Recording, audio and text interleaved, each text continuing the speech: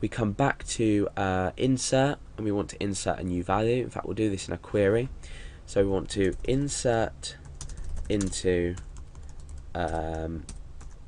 users, values. So we've got our ID. We've got our ID, our first name, our username, our password, our first name, and our last name. So we've got Alex, say password Alex, and then Garrett. So let's click go. Now what you can see is oh, okay, right, maybe not. So let's go back to operations.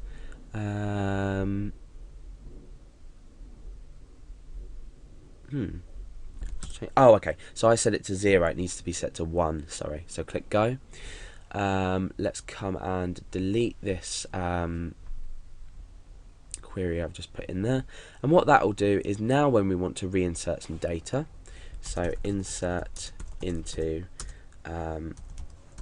users,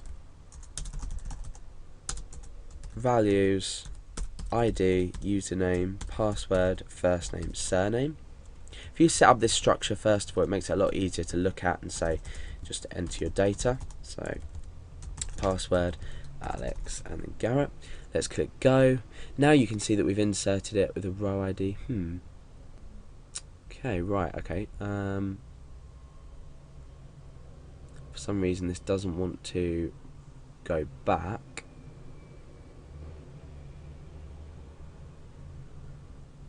That's odd. Perhaps we need to delete before we do this. So let's come into browse and click delete. Operations. Let's come and change this to 1. Click go. Let's just check that's definitely been changed. Back to 1. Yeah, it has. So let's insert that again. We're certainly getting lots of practice inserting using this SQL. So insert into users, values. Oh, too many commas. So we've got the username, password again, Alex, and Garrett. So let's click go. Okay, so inserted row ID 1. So if you were to delete all the data in your table and you want to start at ID 1 again, then just click on the operations tab and you can do that from there. So these are some of the basic queries, if you like, that we've performed to insert, delete data, modify data. There's plenty more things you can do, things that you can use joins with combinations of tables. If you're struggling with this, then just have a play around with it, creating data, deleting, modifying, just selecting from different places as well. We also have things called ordering, so we can order things and limit things as well. Now let's just insert a few more bits of data. So username Billy, password, and then Billy Garrett. Let's insert some more.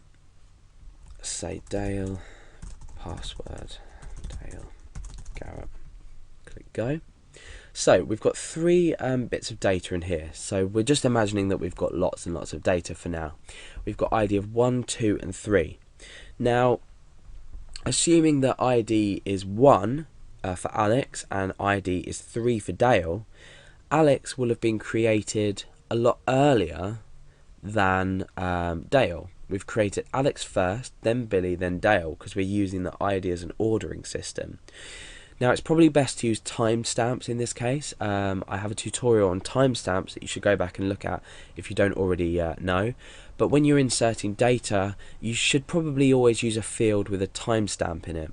And therefore what you can do is you can order your rows depending on when that row was created. So when the row was created, the timestamp you'll be able to order it because it's just an integer. It's just a large integer. But for now I'm going to order using ID. Now what happens if I want to order this, display all users but in order of the last user first? So I want Dale to be first, then Billy, then Alex. Now if you don't know what I mean, I'm just going to show you. If we go to select, say, first name and the have I called it surname or last name? Let's just have a check. Surname. So first name and surname from users. All that's going to do is select everything. So let's just copy and paste that so we can use it later. Let's click go. You can see that what's happened is we've returned Alex, Garrett, Billy, Garrett, Dale, Garrett. Now, like I said, I want to structure this so Dale is at the top, then Billy, then Alex. For example, you may have a page on your website that says the new, like a member list, and you want to structure your member list with the newest member at the top. In this case, this is ordered in descending. We've started from the first user and we're descending down. What if we want it ascending? We want to go from the last one and we want to go up to the top. So what we do is we need to change our query in order to adhere to this. So what we need to do is we need to use this order by, and we want to order it by a specific column. And this column, as we've discussed, is ID. So order by ID.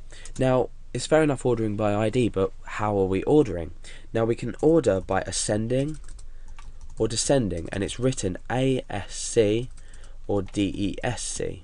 Okay, so yeah, DESC. So I want to order by ascending first of all. I'm going to click go, and you can see that it's ordered it in ascending order. Now if I want to descend from Dale to Alex, all I need to do is make a simple edit to my query, and I want to say order descending in capitals so we can see what we're doing. So I'm now ordering it in descending order. So if we click go, you can see that Dale's at the top, then Billy, then Alex. So like I said, this could be important for something, a list that you want to order in a specific order. You could be ordering by, say, a price, or you could be ordering by a date that a comment was made. So if you had a comment system on your website, you'd be storing comments in a table. You'd assign the date to a field called timestamp, and then you can order by that time. So there's many uses for things like ordering. So now what happens if I only want to show the first two recently registered users, which in this case would be Dale and Billy? I can use this thing called limit, the limit keyword. So order by ID descending space limit and then a number. So limit 3, limit 2, limit 1. If you had lots of records, you could say limit 100. So I'm going to limit by 2. It's as simple as that, limit space 2. Remember your space after you're descending as well. So we don't need any sort of commas or anything in between these. We just need spaces. So now what we're doing is we're selecting the first name and the surname from users. We're ordering by the ID in descending limit, so from the most recently inserted row to the least, or the first, I guess. And then we're limiting by 2. So by clicking this, clicking go, you can see that we're only returning the first 2 rows. So I think that's about all for the most basic queries, things like that we're going to be using on a regular basis. You will pick up more as we go along, especially inside PHP when we need to do things like joins. But for now, that's basic queries, and I've demonstrated this in PHPMyAdmin, which is a really good place to mess around and try things out in an environment where you can visualize things rather than going straight into PHP. So if you visualize this first and have a play around, as soon as you understand it, then we can proceed to doing this but inside PHP.